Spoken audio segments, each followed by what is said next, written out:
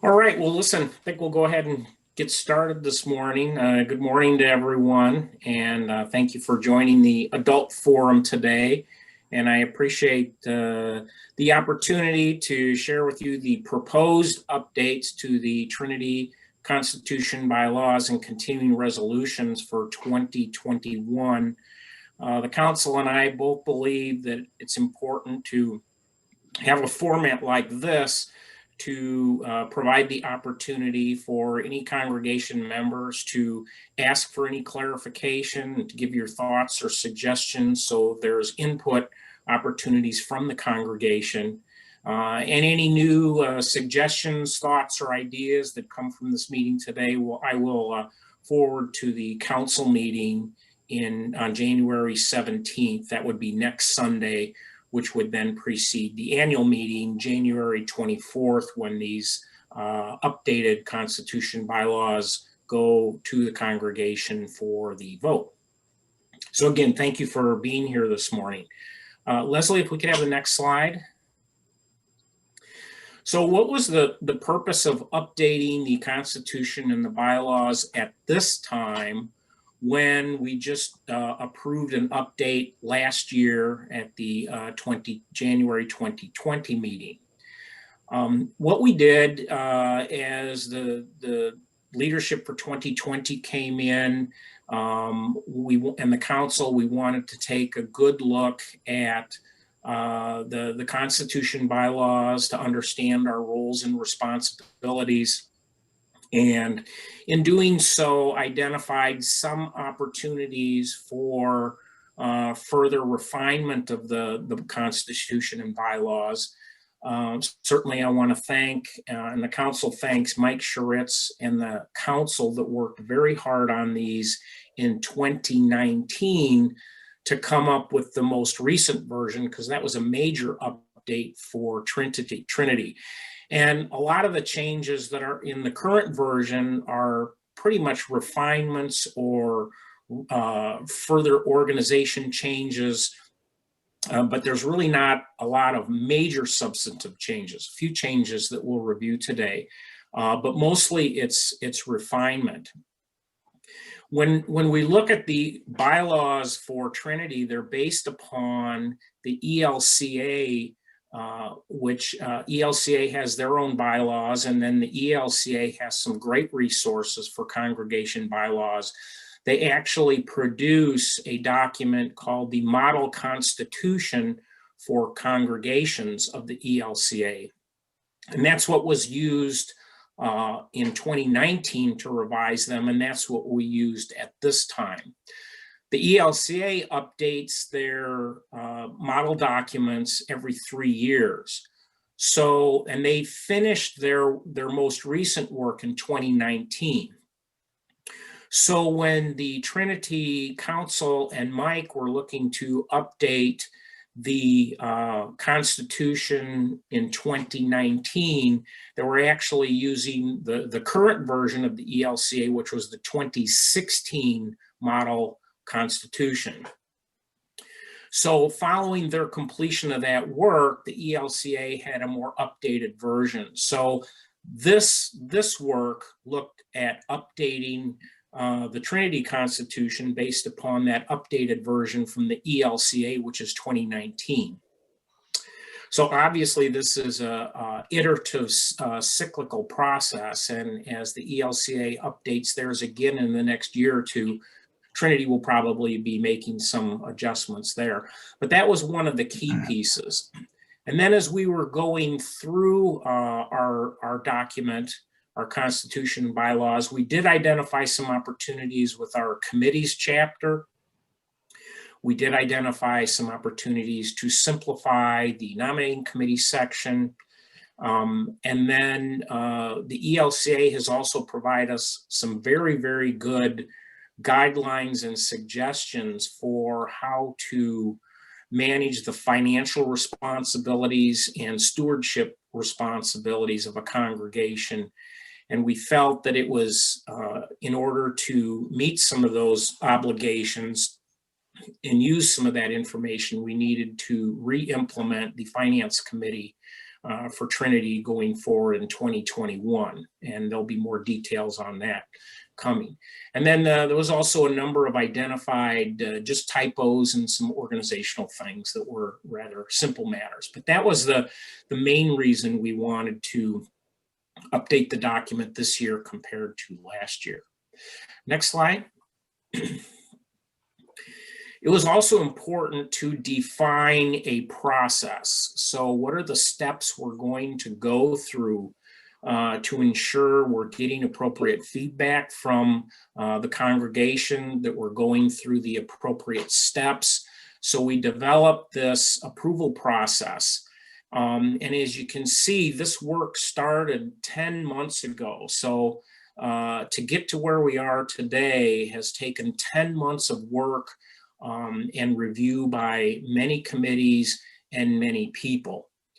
We started in March of 2020, and it was the council president, Mike, and myself, Pastor Chris, and then the executive committee. And we started by looking at our current document, as I said, looking for any opportunities or gaps in that document, looking at the updated ELCA model constitution, trying to put them together, marry them together, and make sure they match. And then try to come up with some additional general concepts of the direction of changes we needed to go. Then once we had all that information put together, it went to the council that had a general discussion about the potential changes, the general concept ideas, and then we wanted them to approve this process that you see on this slide to make sure we were following the proper steps. So once that was approved, everyone was very positive with that at the council. That was a unanimous decision to move ahead. In July and August, we forwarded the general opportunities for improvement and general first draft of changes to all the committee chairs. And then the committee chairs shared it with their committee members. And that included the mission committee, nominating committee, and endowment committee. And of course, Fred and Kathy are familiar with that process because you were part of it. And then we also identified a number of Trinity leaders that had been previously involved in revisions and drafting of the Constitution and bylaws for Trinity, and forwarded to them for ideas. So in all, we had over 35 Trinity leaders involved in reviewing the opportunities and in reviewing draft concepts, and then gave all of those leaders and all those committees the opportunities to format and provide recommendations for how it would work for their committees. And then we went back to council that then reviewed all the recommendations from all of these 35 leaders. And we came up with another updated draft that was approved. And then it went back again to the committee chairs for further discussion and recommendations and their approval again. Then we sent it in October to the ELCA Synod for review and approval. Anytime there's made, your constitution or bylaws have changes that are being made in the constitution items or the bylaws items, not the continuing resolutions, but the constitution or bylaws items, they need to have ELCA Synod approval. And so we sent it to them for approval. They provided us some good feedback, and they agreed with most of the recommendations. They did have some recommendations regarding their required elements, but no substantive changes really in the recommendations given by the committee chairs or the committees. And so they gave us, we made those changes they recommended, and then it went back to council to finalize it and to approve the final version. And then Mike Schuritz distributed to the congregation, as is required by our bylaws in December, the entire red line version of the Constitution bylaws document with the red line changes, and put a description of the general changes in the Trinitel newsletter. So we did meet that obligation. He also asked that if anyone had any questions or concerns to forward those to either Mike or me, and we have not heard any concerns to this point. But again, we wanted to have the meeting today to provide one more format for at least an open discussion. And then January, we're having the discussion today. And then it goes back to council on the 17th following this meeting to make sure there's no last minute concerns or suggestions. And then it goes to the congregation meeting January 24th for final approval. Next slide. So what are those key changes? Here's the overview. The ELCA had a number of required changes from their 2019 model constitution, and those have been incorporated. They were really relatively minor technical type of changes, but really not substantive changes, but those language changes were added. We added a little bit of language for what the function of the congregational meeting should be and the content. Chapter 11, we kind of redefined the officers' descriptions. The biggest work was really done in congregational committees, and both Kathy and Fred are going to be familiar with that work. What we found is that some of the committees were not referenced in the Constitution or bylaws, and everyone had different numbers of members, and membership terms were all variable, and there was not all clear general descriptions of what the purpose of those committees were for. So we changed that section significantly. And then chapter 20 is if you have a parish, there's a parish authorization chapter, but that was not needed for Trinity. And the ELCA also said you don't need that, so we just eliminated that section that was not relevant. And the parish authorization is really if you have a geographically limited or defined parish that has a separate pastor and church identified within that geographic location. So it just was not relevant to us. Okay, next slide. So what were the required ELCA changes? And I'm not going to go through these in detail. Again, I think they're relatively minor. In chapter 6, there was the process to terminate affiliation with the ELCA, had a few language changes. Property ownership in chapter 7 was changed a little bit, and this is the process if the congregation receives property from the synod. So it's not related to our own property, but if we are given property from the synod, what happens with that? And then in chapter 9, it just says that you need to settle financial obligations to a former deacon before calling a successor. And then they changed the ordained pastor's office is now called Word and Sacrament. And for a deacon, it's called Word and Service.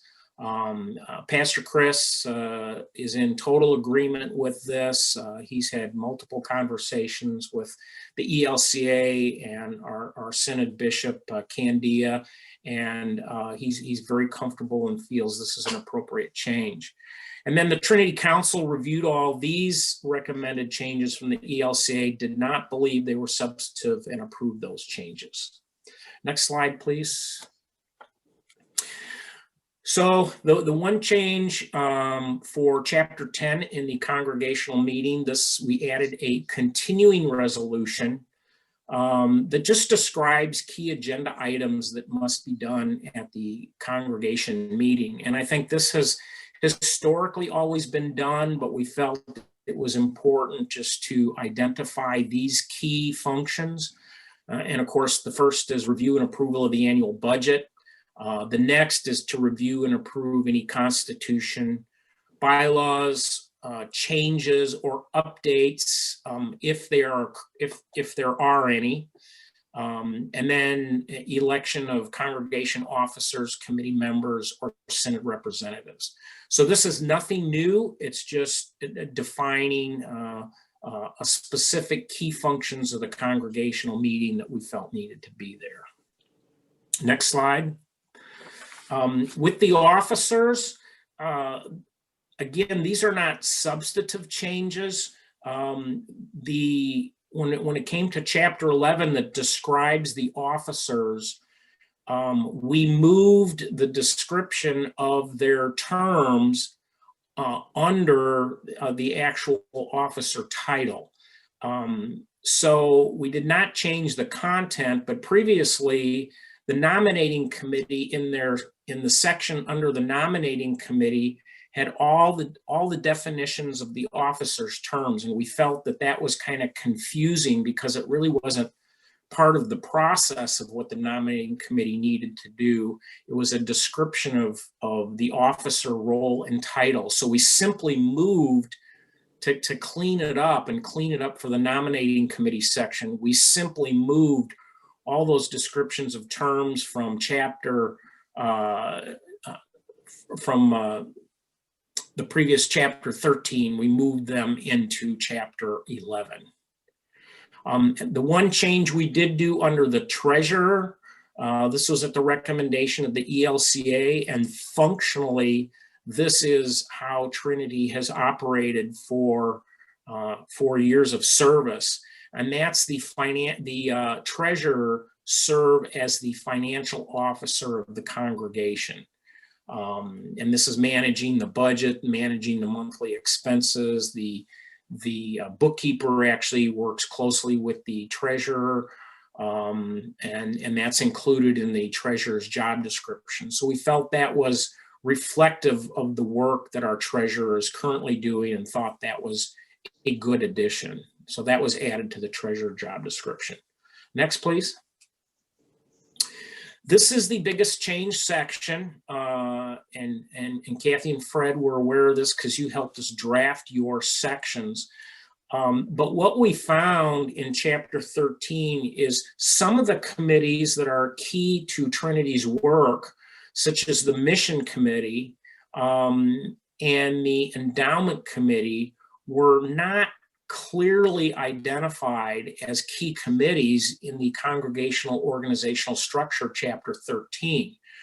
So we felt that kind of re-looking at things, the key committees that we have at Trinity, obviously the council is one, but the key committees are the executive committee, and this is unchanged, the nominating committee, the endowment committee, mission committee, and call committee. What we found when we looked at it is all the committees had different numbers of members. They had different numbers of terms. And I think this got very confusing for the nominating committee when it was unclear now what work do we need to do with which committee, since they all had different numbers of members and the terms were all different. So what ended up happening is we kind of standardized it where there's 6 committee members for nominating committee, endowment committee, mission committee, and they all have 3-year terms. So there's 2 first years, 2 second years, 2 third years, and then that will make the future work of the nominating committee much more predictable. And then we have a consistent number of new people coming in and going out of each committee in really a clear and systematic fashion. So I think that was helpful. And then we defined just in very high level basic terms what the basic responsibilities were of each of the committees, which was not clearly there before. The Finance Committee was added for 2021. As I said, the ELCA has provided some really excellent guidelines for the type of work we should be doing to ensure we're appropriately managing, the church funds, church resources, appropriate stewardship of the giving that our congregation gives us. And so we felt we needed to re-implement a finance committee to help provide that work. The finance committee is a very small group. It's not a committee that is filled by the nominating committee because it's existing positions. So the finance committee is the treasurer, that is an elected position. It's the operations director. It's the bookkeeper, and the treasurer is really the chair of that committee. So, and then the president of the council and the pastor are ad hoc members to that committee, or non-voting members of that committee as well. So we felt that would be helpful to provide that oversight, to make sure we're doing everything and acting as responsibly as we can with our giving and our resources. We also found with the endowment committee that there were some opportunities to better link the work of the endowment committee into the Constitution and bylaws. The endowment committee has some policies, and those were recently updated. But for example, the membership in that policy was different than the membership noted in the bylaws. And then the terms were different, and the titles of the officers were different. So just some of the simple things that were done was we wanted to align the membership, the terms, the titles of the officers for the endowment committee, and define the basic responsibilities of the endowment committee. And then we wanted to make sure that the policy that manages how the endowment committee operates was referenced under the functions for the endowment committee section in 1304, because that was never linked before. The overall function and substantive work of the endowment committee does not change and has not changed, but now it's clearly linked to the bylaws, which was not done before. The call committee is unchanged. So this was a big section for reorganization. Next slide. Those are the substantive changes. Again, I want to thank the council and the work of the previous council for everything that we've done to this point to get here. And I'd like to, open it up to any thoughts or suggestions for the proposed document for 2021. So I'll open it up for comments or questions.